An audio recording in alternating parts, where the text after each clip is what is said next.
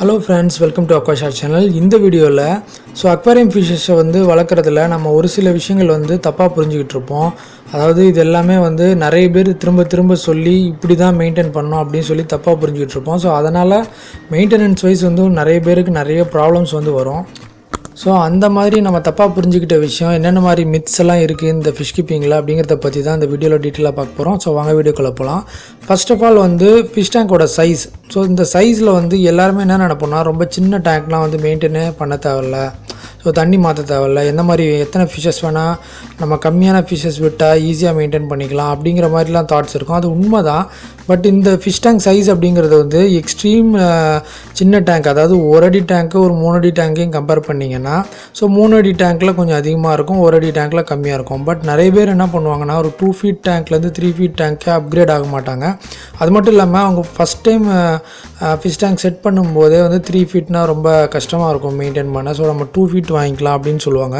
So இந்த மாதிரி minor variation வந்து டேங்க் சைஸில் கொஞ்சம் கம்மியாக இருக்கும்போது அது வந்து மெயின்டெனன்ஸ் வந்து ரொம்ப ஜாஸ்தியாக எடுக்காது. பட் இதெல்லாம் நம்ம வந்து நினச்சிக்கிறது தான். ஸோ மெயின்டெனன்ஸ் டைம் வந்து அதுக்கு அதிகமாக எடுக்கும் அப்படிங்கிறது அப்படிலாம் கிடையாது. ஸோ ஆவரேஜாக இப்போ ஒரு சிக்லிட்ஸ்லாம் ஃபிஷஸ்லாம் வளர்க்குறாங்க அப்படின்னா அதுக்கு வந்து பேர் மினிமம் 3 ஃபீட் டேங்க்ன்றது ரொம்பவே சூப்பரான ஒரு டேங்க் சைஸாக இருக்கும் என்னை பொறுத்த வரைக்கும், என்னோடய ஒப்பீனியனில் நான் சொல்கிறேன். ஸோ அதுக்காக சிக்லிட்ஸ் வளர்த்தாலே நம்ம 3 ஃபீட் தான் வச்சுருக்கணுமான்னு கேட்டிங்கன்னா சிக்லிட்ஸை அதுக்கு கம்மியான சைஸ் டேங்க்லேயும் வளர்க்க முடியும். பட் சிக்லிட்ஸுக்குன்னு ஒரு சில ஃபிஷ் கீப்பிங்கில் ஒரு சில மெத்தட்ஸ் இருக்குது. இந்த மாதிரி தம்ரூல்லாம் நம்ம மெயின்டைன் பண்ணால் தான் கரெக்டாக சக்ஸஸ்ஃபுல்லாக வளர்க்க முடியுன்றது. ஸோ அதை நம்ம மெயின்டைன் பண்ணிக்கிறதுக்கு ஃபிஷ் டேங்க் சைஸ் அதிகமாக இருந்தால் ரொம்ப வசதியாக இருக்கும். ஸோ அதுக்கும் கம்மியாக வளர்க்கும் போது நீங்கள் ரொம்ப லெங்க்த்தியான சிக்லிட்ஸ்லாம் வளர்க்க முடியாது. ஸோ இது வந்து நான் ஒரு எக்ஸாம்பிளுக்கு தான் சொன்னேன். சிக்லிட்ஸ் அப்படிங்கிறது நீங்கள் பேசிக் ஃபிஷ்ஷஸான கப்பி, மோலி, அதுக்கப்புறமா கோல்டு ஃபிஷ்ஷு, அப்புறம் எந்த மாதிரி வெரைட்டிஸாக இருந்தாலும் ஒவ்வொரு ஃபிஷ்ஷுக்குமே வந்து ஒரு ஃபிஷ் கீப்பிங்கில் ஒரு டேங்க் சைஸு வந்து ரிக்வயர்ட் டேங்க் சைஸுன்னு ஒன்று இருக்குது. பட் அந்த டேங்க் சைஸுக்கு இந்த எந்த சைஸு எத்தனை விடணும் அப்படிங்கிற ஒரு தம்ரூல் இருக்குது. ஸோ அதை மெயின்டைன் பண்ணி பேலன்ஸ்டாக கொண்டு போனால் இந்த ஃபிஷ் டேங்க் சைஸ் வந்து உங்களுக்கு ஒரு பெரிய விஷயமா தெரியாது மெயின்டைன் பண்ணுறதுல. இது ஒரு விஷயம். ஸோ இன்னொரு விஷயம் என்னென்னா நம்ம ஃபில்டரில் வந்து தப்பாக புரிஞ்சுக்கிறது என்னென்னா கம்மி ஃபிஷ்ஷஸ் இருந்தால் ஃபில்டரே தேவையில்லை, ஸோ ஃபில்ட்ரு இல்லாமலே நான் வந்து கோல்ட் ஃபிஷ் 4 தான் விட்டுருக்கேன், ஸோ ஃபில்ட்ரே தேவையில்லை, நான் அப்படியே மெயின்டைன் பண்ணிக்கலாம் அப்படின்னு நினைக்கிறது. ஸோ இது வந்து கம்ப்ளீட்லி ராங். இந்த மாதிரி கம்மி சைஸ் ஃபிஷ்ஷஸ் இருந்தாலுமே நீங்கள் ஓரளவுக்கு ஃபில்ட்ரு வச்சுக்கலன்னா இன்டர்னல் ஃபில்டரோ இல்லை ஏர் பம்பாவது கண்டிப்பாக வைக்கணும். ஸோ ஏர் சர்க்குலேஷன் வந்து ஃபிஷ்க்கு கண்டிப்பாக தேவை. ஸோ கம்மி ஃபிஷ்ஷஸாக இருந்ததுன்னு ஏர் பம்ப் இல்லை அப்படின்னா சர்வே ஆகுன்றதை நினைக்காதீங்க. ஸோ ஃபிஷ்ஷஸ் நீங்கள் லூஸ் பண்ணுறதுக்கு சான்சஸ் இருக்குது. அதனால் ஸோ இன்டர்னல் ஃபில்ட்ரு வந்து ஒரு பெஸ்ட்டு சாய்ஸாக இருக்கும் பேசிக் ஃபிஷ்ஷஸ்க்கு, கோல்டு ஃபிஷ்ஷு, கொய்கார்ப்பு, கௌரமி இந்த மாதிரி வெரைட்டிஸ்க்கெலாம். ஸோ இதுவே நீங்கள் பீட்டா ஃபிஷ் வளர்க்குறீங்க அப்படின்னா அதுக்கு ஏர் பம்பும் வைக்கக்கூடாது, இன்டர்னல் ஃபில்டரும் வைக்கக்கூடாது, வாட்டரில் ஃப்ளோ ரேட் அப்படிங்கிறதே இருக்கக்கூடாது அந்த மாதிரி ஃபிஷ்ஷஸ்க்கு. ஸோ இந்த மாதிரி ஒவ்வொரு ஃபிஷ்க்கு எந்த மாதிரி ஃபில்ட்ரு வச்சா பெஸ்ட்டாக இருக்கும் அப்படிங்கிறது ரொம்ப முக்கியம். ஸோ ரொம்ப சின்ன சைஸ் ஃபிஷ்ஷஸ்ஸு, கப்பி, இந்த மாதிரி கப்பி மாதிரி பிளான்டட் டேங்க் ஃபிஷ்ஷஸ்லாம் பார்த்திங்கன்னா ஹேங் ஆன் பேக் ஃபில்டர் வைக்கிறது பெஸ்ட்டு சாய்ஸாக இருக்கும். ஸோ ஃபில்ட்ரேஷன் நல்லாயிருக்கும். வாட்டரில் வந்து ஃப்ளோ வந்து கம்மியாக இருக்கும்போது இந்த மாதிரி ஃபிஷ்ஷஸ் வந்து ரொம்ப லைக் பண்ணும். வாட்டரில் சக்ஷன் ப்ரெஷர் வந்து கம்மியாக இருந்ததுன்னா இந்த ஃபிஷ் வந்து எல்லா கார்னர்ஸ்க்கும் கரெக்டாக போயிட்டு வரும். ஸோ இது வந்து ஃபில்டரில் நம்ம தப்பாக புரிஞ்சுக்கிற விஷயம். ஸோ எந்த நிறைய கம்மி ஃபிஷ்ஷஸ்னால் ஃபில்ட்ரு இல்லாமல் மெயின்டைன் பண்ணிக்கலாம். ஸோ அதே மாதிரி ஃபில்ட்ரு இருந்தாலுமே தண்ணி மாற்றாமல் இருக்கலாங்கிறது இன்னும் நிறைய பேர் சொல்லுவாங்க. நிறைய ஃபில்ட்ரு வச்சுக்கோங்க, நல்ல ஸ்ட்ராங்கான ஃபில்ட்ரேஷன் வச்சா வாட்டரே சேஞ்ச் பண்ண தேவையில்ல. ஃபார் எக்ஸாம்பிள் கனிஸ்டர் ஃபில்டர்லாம் வச்சா வாட்டர் சேஞ்ச் பண்ண தேவையில்ல அப்படின்னு சொல்லுவாங்க. ஸோ இதெல்லாம் வந்து வாட்டரில் என்ன பிரச்சனை வரும்னா நைட்ரேட் லெவல்ஸ் வந்து இன்க்ரீஸ் ஆச்சு அப்படின்னாலே கண்டிப்பாக அந்த நைட்ரேட் லெவல்ஸை வந்து பேலன்ஸ் பண்ணுறதுக்கு நீங்கள் கண்டிப்பாக கொஞ்சம் வாட்டரை எடுத்துகிட்டு புது தண்ணி ஊற்றினா மட்டும்தான் அதை பேலன்ஸ் பண்ண முடியும். வேறு அதுக்கு சாய்ஸுன்றதே கிடையாது. ஸோ இந்த மாதிரி ஃபில்ட்ரேஷனில் நிறைய பேர் வந்து ஒரு சில பேரோட அட்வைஸை தப்பான அட்வைஸை கேட்டுட்டு அவங்க அதையே ட்ரை பண்ணுவாங்க.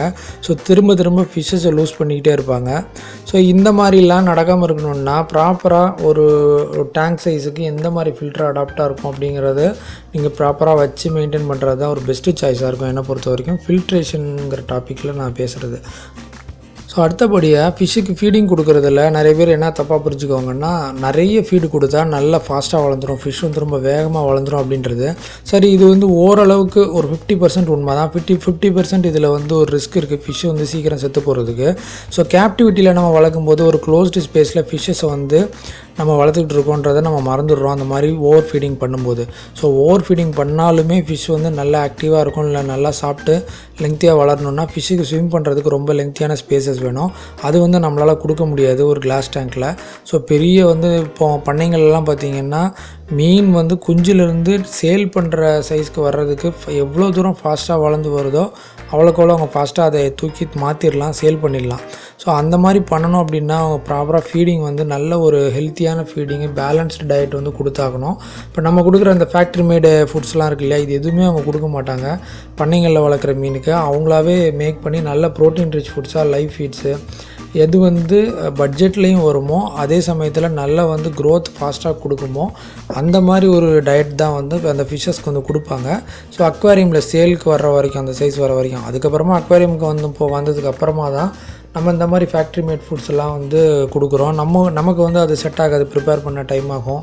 ஸோ இந்த மாதிரிலாம் இருக்கிறதுனால ஸோ வீட்டில் அந்த மாதிரி ஓவர் ஃபீடிங் பண்ணி ரொம்ப லெங்க்த்தியாக வளர்க்கலாம் அப்படின்ற மாதிரி எந்த ஃபிஷ்க்குமே ட்ரை பண்ணாதீங்க. கரெக்டாக எக்ஸாக்டாக ரிக்வயர்ட் ஃபீடிங் கொடுக்கறது ரொம்ப பெஸ்ட்டு சாய்ஸாக இருக்கும். ஸோ கடைசியாக இன்னொரு டாபிக் மட்டும் சொல்லிடுறேன். ஸோ கப்பி ஃபிஷஸ் மாதிரி கப்பி மோலி இதெல்லாம் வந்து ஈஸியாக டேங்க்கில் ப்ரீட் ஆகிற ஃபிஷஸ் இல்லையா. நிறைய பேர் என்ன நினைப்பாங்க, ஸோ இவ்வளோ குட்டி போடுது, நம்ம எல்லா குட்டியும் சேர்த்து வச்சு அதை ஒரு பிஸ்னஸாக பண்ணிடலாம், நம்ம அதுக்குன்னே அந்த குட்டிங்க எல்லாத்தையுமே கரெக்டாக சேவ் பண்ணிடலாம் அப்படின்னு நினைக்கிறது. ஸோ இந்த மாதிரி குட்டிங்க எல்லாத்தையுமே சேவ் பண்ணுறது கேப்டிவிட்டியில் வந்து பாசிபிலிட்டி ரொம்ப ரொம்ப கம்மி தான். ஸோ எல்லா ஃப்ரைஸையும் நீங்கள் வந்து கேர் பண்ணி லைவாக வளர்த்துற முடியாது. ஒரு சில ஃப்ரைஸ் லூஸ் பண்ண தான் செய்வீங்க. ஏன்னா நமக்கும் அதில் வந்து ஒரு பிகினர் தான் மோஸ்ட்லி இந்த ஃபிஷ்ஷெல்லாம் டார்கெட் பண்ணி வாங்குவாங்க.